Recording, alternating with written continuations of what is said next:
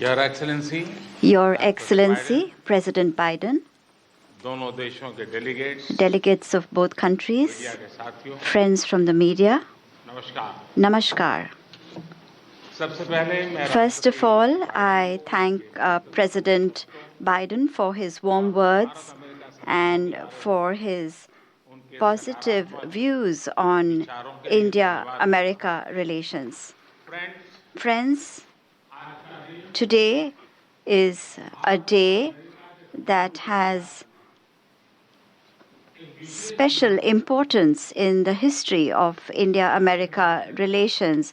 Our discussions today and the important decisions we have taken have added a comprehensive global strategic partnership में एक नया अध्याय जुड़ा है, एक नई दिशा और नई ऊर्जा मिली है।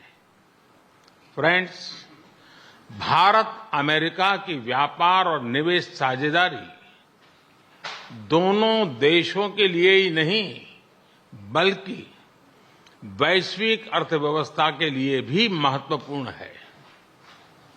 आज अमेरिका भारत का सबसे बड़ा ट्रेड पार्टनर है।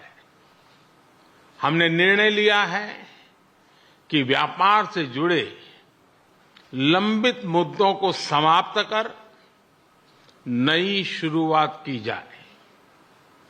आईसेट यानी initiative for critical and emerging technology हमारे तकनीकी सहयोग के महत्वपूर्ण फ्रेमवर्क के रूप में उभरा है। Artificial intelligence, semiconductors, space, quantum और टेलीकॉम जैसे क्षेत्रों में अपना सहयोग बढ़ाकर हम एक मजबूत और फ्यूचरिस्टिक साझेदारी की रचना कर रहे हैं।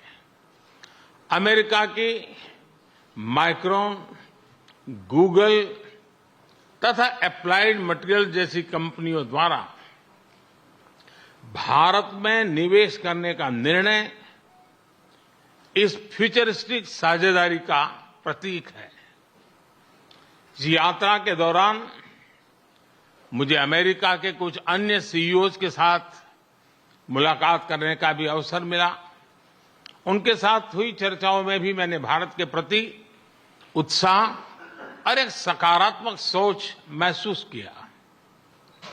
हम दोनों सहमत हैं कि हमारी स्ट्रैटेजिक टेक्नोलॉजी पार्टनरशिप को सार्थक करने में गवर्नमेंट्स, बिजनेसेस और एकेडमिक इंस्टीट्यूशंस का साथ आना बहुत महत्वपूर्ण है।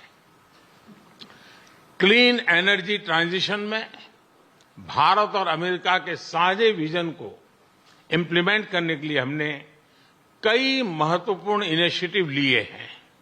इसमें green hydrogen, wind energy, battery storage, carbon capture जैसे क्षेत्र शामिल है। हमने यह भी निर्णय लिया कि वैश्विक अनिश्चितताओं के बीच भारत और अमेरिका ट्रस्टेड पार्टनर्स की तरह रिलायबल, सिक्योर और रेजिलिएंट ग्लोबल सप्लाई चेन और वैल्यू चेन तैयार करेंगे। भारत और अमेरिका के बीच करीबी रक्षा सहयोग हमारे आपसी विश्वास और साझा रणनीतिक प्राथमिकताओं का प्रतीक है। पुराने समय के बायर सेलर्स रिलेशनशिप पीछे छोड़कर आज हम ट्रांसफर ऑफ टेक्नोलॉजी, को डेवलपमेंट और को प्रोडक्शन की तरफ बढ़ चुके हैं। जनरल इलेक्ट्रिक द्वारा भारत में टेक्नोलॉजी ट्रांसफर के माध्यम से इंजन बनाने का निर्णय एक लैंडमार्क एग्रीमेंट है। इससे दोनों देशों में रोजगार के नए अवसर भी खुलेंगे। यह आने वाले समय में हमारे रक्षा सहयोग को एक नया स्वरूप देगा।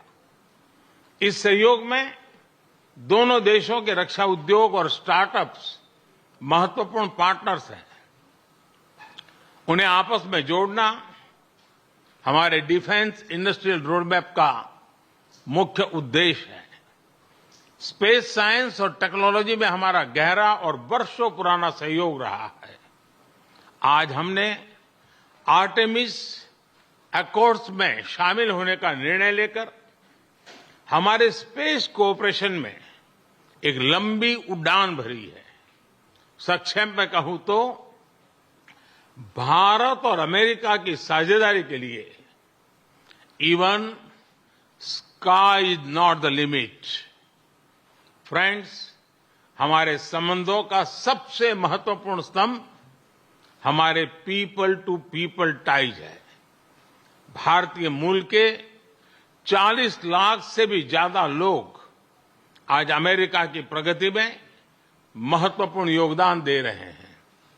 आज सुबह व्हाइट हाउस में इतनी बड़ी संख्या में भारतीय लोगों की उपस्थिति इस बात का प्रमाण है कि इंडियन अमेरिकन्स हमारे संबंधों की असली ताकत है।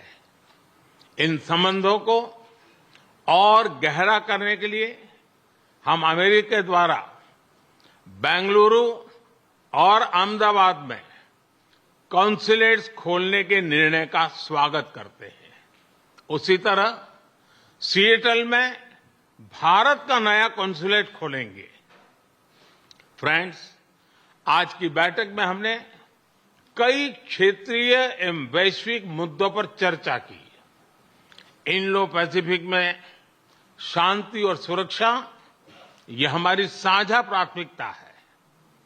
हम एकमत हैं कि इस क्षेत्र का विकास और सफलता पूरे विश्व के लिए महत्वपूर्ण है। हमने क्वाड पार्टनरशिप के साथ मिलकर इस क्षेत्र के सभी देशों के साथ अपना समन्वय बढ़ाने पर विचार साझा किए। आतंकवाद और कट्टरवाद के खिलाफ लड़ाई में भारत और अमेरिका कंधे से कंधा मिलाकर चल रहे हैं। हम सहमत हैं कि क्रॉस बॉर्डर टेररिज्म को समाप्त करने के लिए ठोस कार्रवाई आवश्यक है। कोविड महामारी और यूक्रेन संघर्ष से ग्लोबल साउथ के देश विशेष रूप से पीड़ित हुए हैं। हमारा मत है कि इन समस्याओं के समाधान के लिए सभी देशों का एकजुट होना अनिवार्य है। यूक्रेन के घटनाक्रम के शुरुआत से ही भारत ने डायलॉग और डिप्लोमेसी के माध्यम से इस विवाद को सुलझाने पर जोर दिया है। हम शांति की बहाली के लिए हर संभव योगदान देने के लिए पूरी तरह से तैयार हैं। भारत की G20 की अध्यक्षता में हम one earth, one family, one future उस पर बल दे रहे हैं। ग्लोबल साउथ की प्राथमिकताओं को आवाज दे रहे हैं। मैं राष्ट्रपति बाइडेन का धन्यवाद करता हूं कि उन्होंने अफ्रीका को G20 का पूर्ण सदस्य बनाने के मेरे प्रस्ताव पर समर्थन जताया है। फ्रेंड्स, हमारे सभी साझे प्रयासों का मूल मंत्र है लोकतंत्र और लोकतांत्रिक मूल्यों तथा व्यवस्थाओं को सशक्त करना। विश्व के दो सबसे बड़े लोकतंत्र भारत और अमेरिका मिलकर विश्व शांति, स्थिरता, समृद्धि में महत्वपूर्ण सहयोग दे सकते हैं। मुझे विश्वास है कि इन मूल्यों के आधार पर हम दोनों देशों के लोगों की ही नहीं बल्कि पूरे विश्व की अपेक्षाओं और आकांक्षाओं को पूरा कर सकेंगे। राष्ट्रपति बाइडेन, आज की उपयोगी चर्चा के लिए मैं आपका बहुत बहुत धन्यवाद करता हूं। इस वर्ष G20 समिट के दौरान आपका भारत में स्वागत करने के लिए भारत और मैं स्वयं भी बहुत ही उत्सुक है। और जैसा राष्ट्रपति जी ने कहा, हम लोगों को मुझे जाना है बाद में कांग्रेस को एड्रेस करने के लिए, और इसलिए ज्यादा अधिक समय न लेते हुए मैं मेरी बात को विराम देता हूं। मैं फिर एक बार राष्ट्रपति का बहुत बहुत धन्यवाद करता हूं।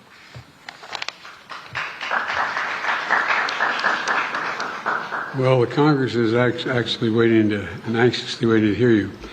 I'm told there are two questioners, Sabrina from the Wall Street Journal and Kumar from the Trust of India.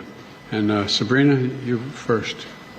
Thank you, Mr. President. I have a question for the Prime Minister, but first a two-part question for you. Your comments at a fundraiser this week appear to be the first time in recent memory that a sitting U.S. president has called a Chinese leader a dictator. Did those comments about President Xi undermine or complicate the progress your administration has made in maintaining a relationship with China? And secondly, on India, as you raise these broader issues of human rights and democracy, what is your message to those, including some members of your own party, who say that your administration is overlooking the targeting of religious minorities and crackdown on dissent in Prime Minister Modi's country? The answer to your first question is no. When we're talking to our allies and partners around the world, including India, we let the idea of my choosing and avoiding saying what I think is the facts with regard to the relationship with India, with China, is just not something I'm going to change very much. I think I believe that, and I've said this for some time, that the hysteria about the relationship with China is collapsing and moving, et cetera, et cetera. We had an incident that caused some confusion, you might say. But Secretary Blinken had a great trip to China. I expect to be meeting with President Xi sometime in the future, in the near term, and I don't think it's had any real consequence. And what was your second question? So as you raise these broader issues of human rights and democracy, what is your message to those, including some members of your own party, who believe that your administration is overlooking the targeting of religious minorities and a crackdown on dissent in India?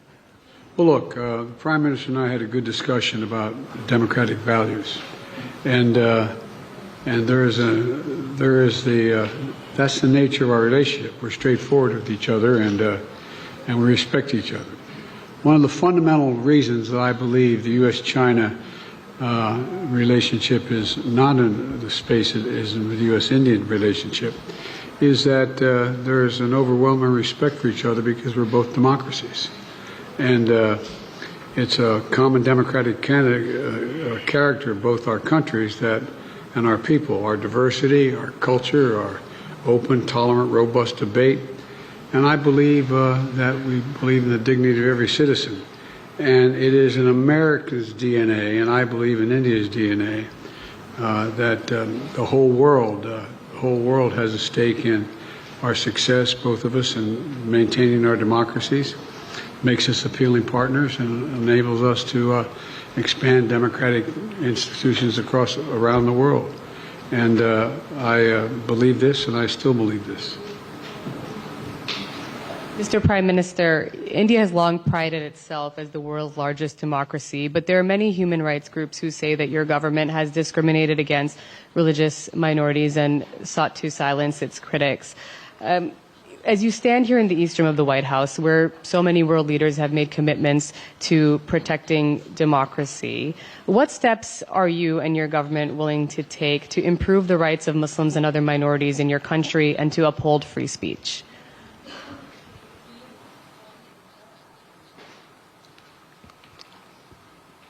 मुझे आश्चर्य हो रहा है कि आप कह रहे हैं कि लोग कहते हैं नहीं, भारत डेमोक्रेसी है।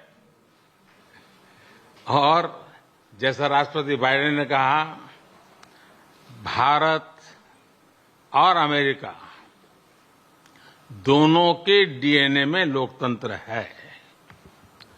लोकतंत्र हमारा स्पिरिट है। लोकतंत्र हमारी रगों में है। लोकतंत्र को हम जीते हैं और हमारे पूर्वजों ने उसको शब्दों में ढाला है संविधान के रूप में, और हमारी सरकार लोकतंत्र के मूलभूत मूल्यों को आधार लेकर के बने हुए संविधान के आधार पर चलती है। और हमारा संविधान और हमारी सरकार, और हमने सिद्ध किया है डेमोक्रेसी कैन डिलीवर। और जब मैं डिलीवर कहता हूं तब कास्ट, क्रीड, रिलीजन, जेंडर, किसी भी भेदभाव को वहां जगह नहीं होती है। और जब हम लोकतंत्र की बात करते हैं तब अगर ह्यूमन वैल्यूज नहीं है, ह्यूमैनिटी नहीं है, ह्यूमन राइट्स नहीं है, फिर तो वो डेमोक्रेसी है ही नहीं। और इसलिए जब आप डेमोक्रेसी कहते हैं, जब डेमोक्रेसी को स्वीकार करते हैं और जब हम डेमोक्रेसी को लेकर के जीते हैं, तब डिस्क्रिमिनेशन का कोई सवाल ही नहीं उठता है। और इसलिए भारत सबका साथ, सबका विकास, सबका विश्वास, सबका प्रयास, उन मूलभूत सिद्धांतों को लेकर के, और इसलिए हम चलते हैं। भारत में सरकार के जो बेनिफिट्स हैं वो एक्सेस टू ऑल है, जो भी उसके हकदार हैं उन सबको मिलते हैं। इसलिए भारत के लोकतांत्रिक मूल्यों में कोई भेदभाव नहीं है, न धर्म के आधार पर, न जाति के आधार पर, न उम्र के आधार पर, न भूभाग के आधार पर।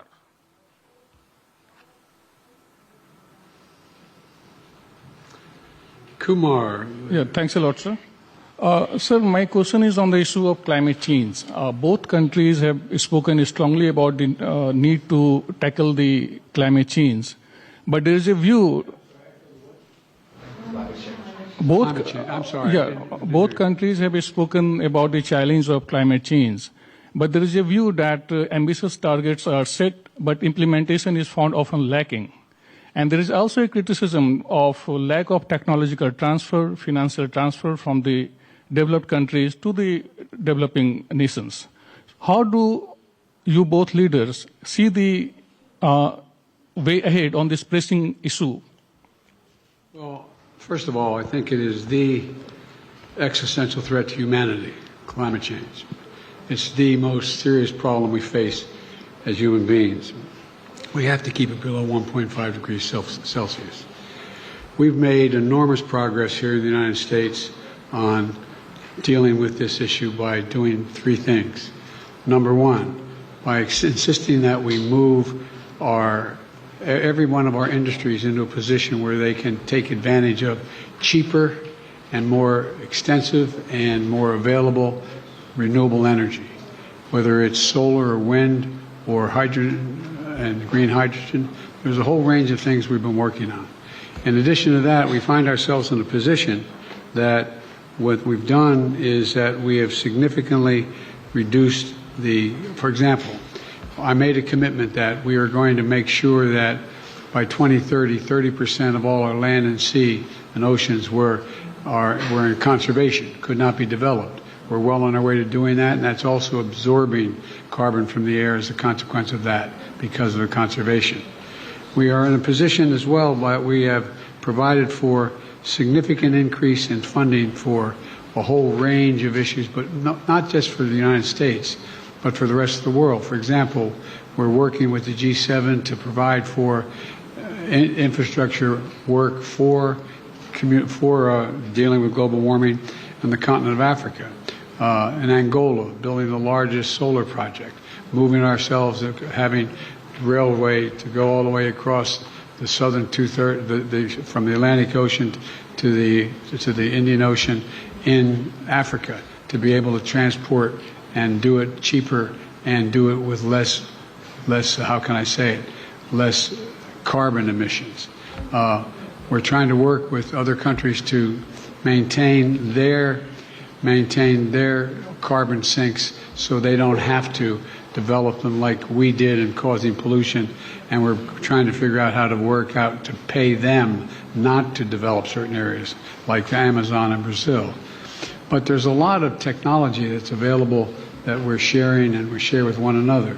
We've learned how to do solar energy, which is considerably cheaper than it is for fuel, for fossil fuels. The same way dealing with not just solar, but dealing with wind. And so there's a lot of technology that we've developed, and we're well on our way, I think, to meeting the commitment we made that we made in Paris. And we're prepared to share all of that with India, that has a desire to do the same.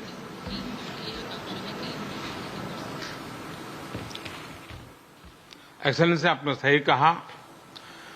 जहां तक भारत का सवाल है, environment, climate,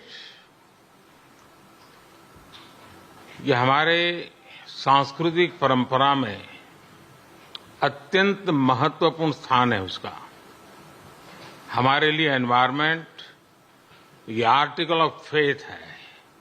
ये convenience के कारण करने का हमारा काम नहीं है, हम ये मानते हैं। हम एक्सप्लॉयटेशन ऑफ नेचर में विश्वास नहीं करते हैं।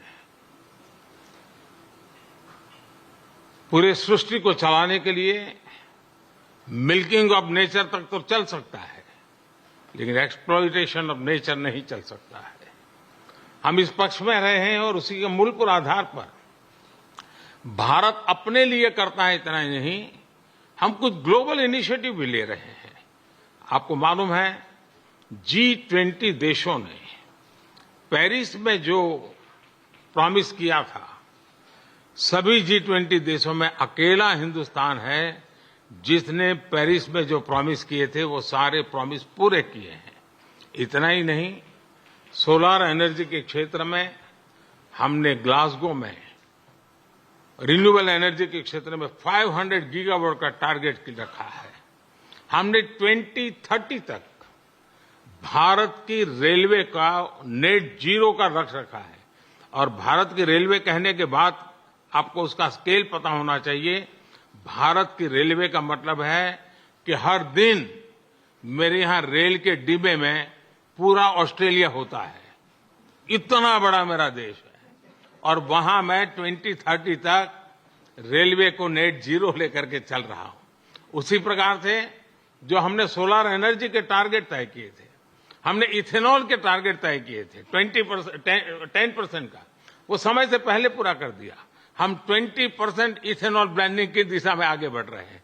हम ग्रीन हाइड्रोजन को इनिशिएट कर रहे हैं और भारत ग्रीन हाइड्रोजन हब बने, उस दिशा में हम काम कर रहे हैं। हमने दुनिया के लिए इंटरनेशनल सोलर अलायंस उसका हमने लॉन्च किया और आज दुनिया के कई देश उसमें भारत के साथ मिलकर के आगे बढ़ रहे हैं। हमने जो आइलैंड कंट्रीज है उनको स्पेशली सोलार के क्षेत्र में मदद करके उनको एक नया विश्वास दिया है कि हम आपकी कठिनाइयों में आपके साथ हैं। भावी किसी भी संकट के लिए हम आपकी चुनौती को पार करने के लिए हमारी जिम्मेवारियां निभाएंगे, आपको भी मदद करेंगे। हम वो देश हैं जिसने एक और नया क्षेत्र हाथ लिया है। हम देख रहे हैं कि नेचुरल कैलेमिटी के कारण आज मनुष्य मृत्यु की चर्चा तो होती है, लेकिन इंफ्रास्ट्रक्चर का इतना नुकसान होता है जो 50-50 साल तक भरपाई नहीं हो सकता। और इसलिए ये जो क्लाइमेट चेंज के कारण जिस प्रकार का संकट आ रहा है, तो ऐसा इंफ्रास्ट्रक्चर बनना चाहिए जिसमें रेजिलियंस हो। और इसके लिए CDRI हमने एक ग्लोबल ऑर्गेनाइजेशन को जन्म दिया है। और आपको पता होगा, मैंने ग्लासगो के अंदर एक विषय रखा है दुनिया के सामने, और जिसको पिछले दिनों UN सेक्रेटरी जनरल और मैंने उसको लॉन्च किया है, वो है मिशन लाइफ। और जब मैं लाइफ कहता हूं तब life style for environment. Her individual को प्रो क्लाइमेट, प्रो एनवायरमेंट अपना जीवन जीने का तरीका डेवलप करना होगा। इतने बड़े संकट के लिए उस दिशा में भी हम काम कर रहे हैं। और मुझे विश्वास है कि भारत ने जो आज इन क्षेत्रों में काम शुरू किया है, इसलिए नहीं कि भारत ने दुनिया के एनवायरमेंट को बुरा किया है, लेकिन हम इसलिए कर रहे हैं कि हमारी भावी पीढ़ी की हमें चिंता है। हम हमारी भावी पीढ़ी को ऐसा विश्व नहीं दे सकते हैं कि जिसके लिए उसके लिए जीना कठिन हो जाए। और इसलिए एक ग्लोबल रिस्पांसिबिलिटी के रूप में भारत ने खुद ने कुछ बुरा नहीं किया है तो भी अच्छा करने में, योगदान देने में हम अग्रिम भूमिका निभा रहे हैं और हम आगे भी निभा रहेंगे। जहां तक समृद्ध देश है, लगातार चर्चा रही है, टेक्नोलॉजी ट्रांसफर हो, फाइनेंशियल मदद हो, और धीरे धीरे विश्व भी मन बना रहा है कि जो देश इसमें करना चाहते हैं उनको टेक्नोलॉजी की मदद मिले, उनको फाइनेंशियल मदद मिले। हम प्रतीक्षा कर रहे हैं कि जितना जल्दी इस विषय में आगे बढ़ेंगे, दुनिया को इस संकट से हम जल्दी से मुक्त कर पाएंगे। धन्यवाद। Let me add one thing to that. We have caused damage in the United States the way we developed over the last 300 years. And that's why I was able to convince my colleagues in the Congress to pass legislation, the largest climate fund ever in American and in world history, $369 billion. $369 billion to deal with the climate crisis. And we're doing it extensively now, and I think you're going to see significant progress. Thank you all very, very much. President,